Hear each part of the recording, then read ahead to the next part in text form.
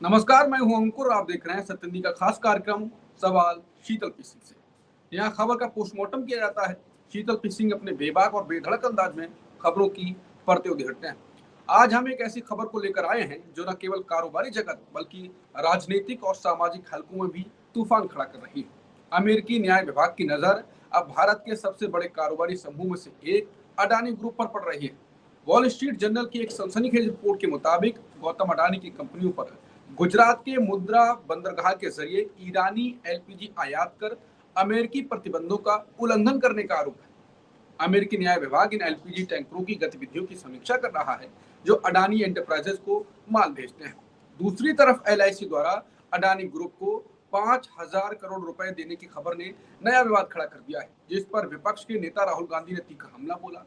उनका कहना है कि पानी का। आइए इस खबर को सुलझाते हैं और समझते हैं कि एक मुद्दा जिससे बवाल हो गया है अमेरिका से लेकर भारत में, और विपक्ष और मोदी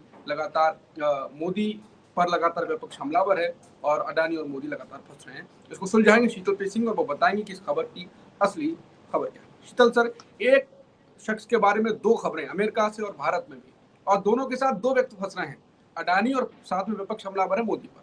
क्या कहेंगे सर इस पर? देखिए, ये एक नई सूचना आ गई है अमेरिका से, जिसने अडानी ग्रुप पर जो लगातार काफी समय से, मतलब अब तो कम से कम 2 साल हो गए, क्योंकि 2024 में पहला मामला आ गया था।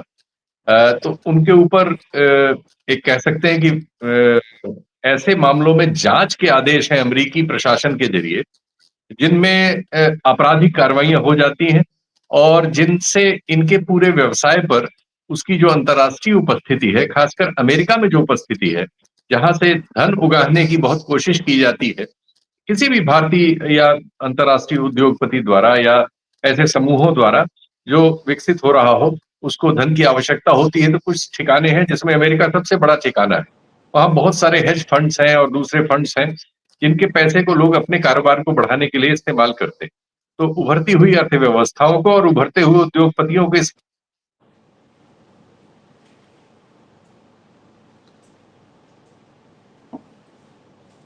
इसकी जरूरत है। और इस सिलसिले में उनके द्वारा की गई कार्रवाइयां वहां के कानूनों के बहुत से दायरे में आती हैं। चूंकि भारत वगैरह में कानून का पालन कराने वाली एजेंसियों के बारे में ये दुनिया भर का आरोप है, भारत में भी विपक्ष का और सबका आरोप है कि उन्हें मैनेज कर लेने में ये लोग सफल होते हैं और ये लोग, इन लोगों पर कोई कार्रवाई नहीं होती। सेबी के जरिए जो कुछ हुआ है वो हम लोगों के सामने है, और इवन कोर्ट्स तक जाने पर इनके बारे में ये भी हमारे यहाँ एफिडेविट पर यह शिकायत है कि हमारे सुप्रीम कोर्ट के एक जज के जरिए इन्होंने बहुत सारे फैसले मैनेज किए थे जिसमें 40,000 करोड़ से ज्यादा का लाभ हुआ था। ऐसा प्रशांत भूषण वगैरह ने इन पर आरोप लगाया था। है वो, तो इससे ये पता लगता है कि अमेरिका में जहां इंस्टीट्यूशंस को इस तरह से मैनेज कर पाना इनके लिए या किसी के लिए भी उतना सरल नहीं है, वहां नई नई कठिनाइयां इनके सामने नए नए इनके कामों से आ रही हैं। जो अभी तुरंत वाली आई है, मैं चूंकि टेक्निकल मामला है तो मैंने नोट्स बनाए हैं, तो उस हिसाब से मैं पढ़ देता हूं। ये इशू है, इन्होंने जो अमेरिका ने सैंक्शन लगा रखे हैं कि ईरान से आप कोई सामग्री कौन कौन सी ले सकते हैं या नहीं ले सकते हैं, उनके तेल के खरीद वगैरह पर जो प्रतिबंध लगे हुए हैं, उन देशों के साथ जो उनके साथ व्यापार में होते हैं उन पर वो प्रतिबंध लागू होते हैं। उस मामले में ये है कि इन्होंने जो एलपीजी है वो ईरान से मंगाई, इन्होंने उसका व्यापार किया, और इस चार्ज के तहत यह है कि यूएस इंडिया के जो ट्रेड रिलेशन है उसकी धाराओं का इन्होंने उल्लंघन किया। ये उनके कानून के हिसाब से है कि जो शिप चले उनकी लोकेशंस वगैरह कुछ इंफॉर्मेशन उनके पास है, जिन जहाजों में ये लादा गया और जिन पोर्ट पर, जिन बंदरगाहों पर ये उतारा गया, उन सब के कुछ डिटेल्स हैं, कुछ की जांच उनके यहाँ चल रही है, जिसकी वजह से इस मामले को फ्लैग किया गया है, यानी इस पे उंगली लगाई गई है कि ये गड़बड़ी हो सकती है।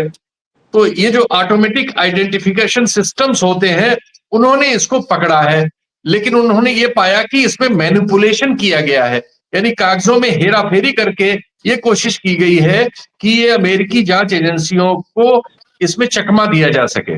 इस मामले में तो ये है। इसमें यह है कि यूएस जो है भारत के साथ जो उसके रिश्ते हैं, अगर इस मामले में वो कार्रवाई करता है तो इसमें देश भी प्रभावित होगा, ये तो प्रभावित होंगे ही। और अभी इंफॉर्मेशंस वगैरह लेने के लिए उनकी एजेंसियां इनको नोटिस करेंगी। अब इनका पिछला मामला ले लें जो चल रहा है, जिसमें क्रिमिनल मामला आता है, जो 2024 नवंबर का है, और जिसमें न्यूयॉर्क के ईस्टर्न डिस्ट्रिक्ट में ये मामला चल रहा है, जिसमें गौतम अडानी, इनके नेफ्यू सागर अडानी और कुछ अन्य लोग हैं, 265 मिलियन डॉलर की घूस देने का, भारत में किसी को, किसी राज्य सरकार को घूस देने का एक मामला है, जिसमें अमेरिकन इन्वेस्टर्स से इन्होंने इस धंधे के लिए पैसा उठाया था। तो अमेरिका में अगर आप कोई पैसा भी उठाते हैं किसी काम के लिए, कोई बिजनेस एंटिटी खोलते हैं, तो वहां के वो कानूनों के दायरे में आ जाता है। उनके कानूनों के दायरे में ऐसा है कि आप इस तरह से घूस दे के कोई व्यापार नहीं ले सकते। इस मामले में इन्होंने घूस ली, इसके तथ्य उन एजेंसीज के पास हैं। ये देखिए कितना शर्मनाक है कि जिस देश का सिर्फ एक कानून का उल्लंघन हुआ, उसने तो अपने यहां मुकदमा दर्ज कर लिया, जांच कर रहा है, और भारत जिसको इसके जरिए चूना लगाया गया, वहां इसकी कोई जांच नहीं हो रही है, वहां ये बिल्कुल स्कॉट फ्री है। लेकिन अमेरिका में तो इसकी जांच हो रही है। अब इसमें जो है, इस मामले के सामने आने से इनकी जो मार्केट वैल्यू थी अंतर्राष्ट्रीय और राष्ट्रीय स्तर पर, उसमें 55 बिलियन की मार्केट वैल्यू इनकी घट गई। 55 बिलियन माने 1 बिलियन जो है करीब 85 8,500 8,600 करोड़ रुपए का होता है। तो आप इससे जोड़ लें कि ये करीब 4.5-5 लाख करोड़ की इनकी मार्केट वैल्यू घटी। ये मामले जो है, हो सकता है कल को मैनेज हो जाए। इसमें अमेरिका में इस तरह से मैनेज नहीं हो सकता, लेकिन अमेरिका में एक कानून है जिसके तहत ये निरूपित किए गए हैं।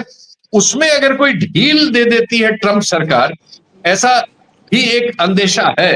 ये जो मामला है ये फॉरेन करप्ट प्रैक्टिसेस एक्ट का है, FCPA, और ऐसा समझा जा रहा है कि जो ट्रंप एडमिनिस्ट्रेशन है वो इस पर ज्यादा दबाव नहीं देना चाहता। लेकिन चूंकि ट्रंप एडमिनिस्ट्रेशन की एक मियाद है, 4 साल तक ही है, और वहां की एजेंसीज की जांच का जो मामला है उस पर बहुत दबाव दे पाना संभव नहीं होता। और इस मामले में काफी हद तक जांच हो गई है और ये कोर्ट में दाखिल भी है। तो इसलिए इस मामले में इनको सबसे अधिक कठिनाई है। ये जो सैंक्शंस के इवेजन का मामला जो अभी उभरा है, ईरान से LPG लाने का, ये उतना सख्त नहीं है, लेकिन जांच इसमें भी शुरू हो गई है। और चीजें चूंकि अभी ईरान को लेकर अमेरिकन प्रशासन बहुत एक कड़वे रूप में है सामने, इसलिए इस मामले में भी इनको कठिनाई होने की संभावना है। एक और एलिगेशन पक रहा है, वो शेयर मैनिपुलेशन का है, जो हमारे यहां भी जिसका आरोप लगा था, लेकिन हमारे यहां तो उनको क्लीन चिट दे दी गई। वो ये है कि अडानी फैमिली के अंतरराष्ट्रीय बैंकों में और ऐसे टैक्स हेवन में बहुत सारे खाते हैं और बहुत सारी कंपनियां हैं, ये आरोप है। और इसके जरिए इन्होंने जो सिक्योरिटी रेगुलेशंस है दुनिया में और खासकर अमेरिका में, उनका वायोलेशन किया है। ये वहां ये मामला है। अभी ये मामला बहुत उभरा नहीं है, लेकिन ये भी वहां निशाने पर है, फ्लैग्ड है।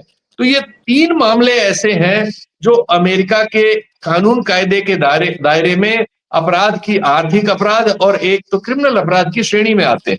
और इन तीनों मामलों में जो नवंबर 2024 का मामला है वो सबसे कठोर है, जिसमें वहां की एक कंपनी में वहां के इन्वेस्टर से पैसा लिया गया और भारत में एक व्यापार में रिश्वत दे के व्यापार हासिल करने की कोशिश की गई। ये इनके खिलाफ सबसे कठिन मामला है।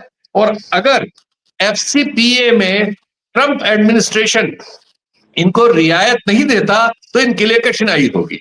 अब आई बात जो LIC की बात कही, जिसको राहुल गांधी ने अभी अपने ट्वीट के जरिए बड़ा किया है, वो और बहुत महत्वपूर्ण है। देखिए, LIC में जो भी पैसा है वो हमारा आपका लगा हुआ है, इनमें से किसी उद्योगपति का नहीं लगा हुआ है। लेकिन LIC को इस तरह से इन उद्योगपतियों के लिए हमारी भारत सरकार इस्तेमाल करने दे रही है, जबकि उसमें भारत सरकार का ज्यादा रोल है। यानी भारत सरकार तो हम ही आप है ना, हमारा ही आपका पैसा भारत सरकार के रूप में है।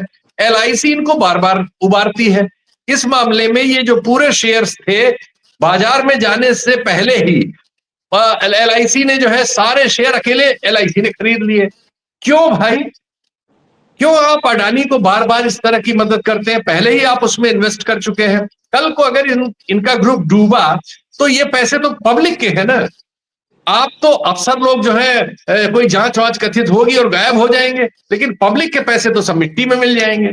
तो सरकारी बैंक और सरकारी बीमा कंपनियों में जो पैसा जनता का है, राहुल गांधी ने यह सवाल उठाया है कि उसको इस तरह से कैसे कोई एजेंसी इस तरह से किसी एक उद्योगपति को, जिस पर तमाम जांच विदेश में चल रही है, देश में भी मामले उठे हैं, भले ही उनको क्लीन चिट हमारी एजेंसियों से मिल गई हो, लेकिन आप उनको कम से कम सावधानी तो बरत सकते हैं। आप उनको मतलब बाजार में जाने से पहले ही खुद ही रेमेडी दे दे रहे हैं, 5-5 हजार करोड़ रुपए ऐसे दे दे रहे हैं, और 500-500 रुपए के लिए, 5,000 रुपए के लिए और 2-4 लाख रुपए के लिए तमाम किसानों को फांसी पर लटकना पड़ता है इस देश में। तमाम साधारण लोगों के घर गिरा दिए जाते हैं, गिरफ्तारी हो जाती है, पीट दिए जाते हैं, थानों में रखे जाते हैं। तो कॉमन आदमी के साथ आपका ये रवैया है। तमाम एजेंसियां देश भर में जो माइक्रो फाइनेंस कर रही हैं, गुंडों के जरिए इस पैसे की वसूली करती हैं, जो 19% से लेकर 44% तक ब्याज पे है। क्रेडिट कार्ड वगैरह की वसूली में इस तरह की गुंडागर्दी होती है। और बड़े लोगों के मामलों में जो कुछ खास बड़े लोग हैं, जिनमें अनिल अंबानी का मामला एक है, गौतम अडानी का मामला है, अंबानी के भी मामले हैं, और ऐसे 10-20 लोग हैं देश में, और कुछ अन्य लोग हैं जिनके मामलों में इतनी रियायत बरती जाती है। और हमारी जो स्रोत है, हमारे जो सरकारी बैंक है, सरकारी बीमा कंपनी है, इन सब में जो पब्लिक का पैसा है उसको बड़े आराम से इस तरह से इन लोगों को सौंप दिया जाता है। जबकि रिकॉर्ड है कि करीब 1.25 करोड़ जो है देश के बैंकों का, LIC का और अन्य संस्थाओं का लेके अनिल अंबानी डूब गए। और बड़ी मुश्किल से उसमें से जो उनकी सबसे बड़ी कंपनी 45 से 50,000 करोड़ की थी, वो 1,000 करोड़ में भी नहीं बिकी। 500 करोड़ से भी कम में उसका कुछ हुआ है सौदा, घूम फिर के वो उसी परिवार में आ गई। तो ये सब जो ठगी हो रही है देश की जनता के साथ, और जिसमें सरकार परोक्ष रूप से लिप्त मिलती है, और ये दुर्भाग्य है कि मीडिया इसको कवर नहीं करता। सोशल मीडिया पे उनके गुंडे बहुत बैठे हुए हैं, जो कोई भी ऐसा बोलने वाला होता है उसको गाली गलौज करने लगते हैं, डरवाने लगते हैं। खबरें आती नहीं है, विदेशों से ये खबरें आती हैं, विदेशी एजेंसियों से आती हैं, या कुछ सत्य हिंदी की तरह साहस करने वाले पोर्टल्स पे ये सब चलती हैं। तो ये चल रही है आर्थिक गुंडागर्दी हमारे देश में, दुर्भाग्य से। जो एक ऐसा देश है जिसमें बहुत बड़े पैमाने पर गरीबी है, असहायता है, कठिनाइयां हैं, जिसको बहुत कुछ करना है अपने को ठीक करने के लिए, लेकिन उसमें इस तरह की चीजें चल रही हैं और इन पर कुछ हो नहीं रहा। जी। आखिरी सवाल, इसको थोड़ा राजनीति से जोड़ते हैं। पीएम मोदी हर वही काम करते हैं, ज्यादातर ये उनका छवि बनी है कि जो चुनाव में उनको नुकसान करेगी चीज, उसको वो कर देंगे, जो नहीं करेगी वो नहीं करेंगे। राहुल गांधी ने अडानी का मुद्दा, पानी का मुद्दा हर रैली में कही, अडानी अंबानी से हर मुद्दा उठाया, हर बात उनका जिक्र करके कहा, कोई नुकसान नहीं हुआ। तो जो ये बातें आती हैं, जो ऐसे मुद्दे आते हैं, तो फिर क्या नुकसान होने वाला है उनको कि आप जनता के पैसे को नहीं भाई, पूरा पॉलिटिकल स्पेक्ट्रम आपका बिका हुआ है। जितने मुख्यमंत्री हैं, कांग्रेस के मुख्यमंत्रियों समेत सभी इनसे चंदे लेते हैं, पैसे लेते हैं, तमाम सुविधाएं लेते हैं, विदेशों में इधर उधर बच्चों को पढ़ाने भेजते हैं। सब तो देखिए हमारे देश में तो सीधे सीधे बंटवारा हो गया ना। जो दलाली करने वाला वर्ग है वो सुविधाएं ले रहा है। वो इस देश की शिक्षा व्यवस्था नष्ट हो जाए उसे क्या करना, उसके बच्चे विदेशों में पढ़ रहे हैं और इस तरह के उद्योग घरानों वगैरह से उनको पैसे मिल जाते हैं, वो पढ़ रहे हैं। अफसरों के बेटे बहुत सारे, हमारी जो पूरी ब्यूरोक्रेसी है सबके बच्चे विदेशों में है, बड़े बड़े सब नेताओं के बच्चे विदेशों में है। तो एक क्लास है जिसने अपने लिए तो विदेशों में सब सुविधाएं कर ली हैं। जो देश बचा हुआ है इस देश में वो लूटा जा रहा है, और उसके लूटे जाने पर कोई आवाज उठाएगा ही नहीं, क्योंकि सब मिले हुए, सब चोर के तौर पर एक्ट कर रहे हैं। एक आध कोई आदमी राहुल गांधी की तरह हिम्मत कर रहा है तो आइसोलेट हो रहा है, इनके मीडिया द्वारा उसको बेइज्जत किया जा रहा है, उसको पप्पू बताया जा रहा है। सोचिए, सबसे जरूरी सवाल उठाने वाले को पप्पू बता रहे हैं, और जो इन सवालों को पैदा कर रहा है उनको महान बताया जा रहा है, विश्वगुरु बताया जा रहा है। तो ये जो उल्टी गंगा इस देश में बहाने में ये लोग सफल हैं, और ये दुर्भाग्यपूर्ण है कि उसको भी एक बहुत बड़े समाज की, अब क्या कहें, उसको जाने अनजाने की स्वीकृति प्राप्त है। और ये समाज कमाल हो गया है, जो व्हाट्सएप पे यकीन करता है, सच पे नहीं करता। बिल्कुल, यहीं पे कार्यक्रम को खत्म करेंगे। अगर आपने अभी तक वीडियो देखा है, अभी मौजूद है, वीडियो देखा है, तो इसका मतलब आपने जो शीतल जी ने कहा आप समझ गए होंगे, जो उन्होंने विषय समझाया आपको। तो ज़्यादा बात ना करते हुए ऐसे ही और खबरें हम आपको लाते रहेंगे। इसके लिए आप सत्य हिंदी को सब्सक्राइब करें, बेल आइकन दबाएं, जो हम वीडियो अपलोड करें वो तुरंत आपको नोटिफिकेशन आए, और सत्य हिंदी का नया ऐप भी डाउनलोड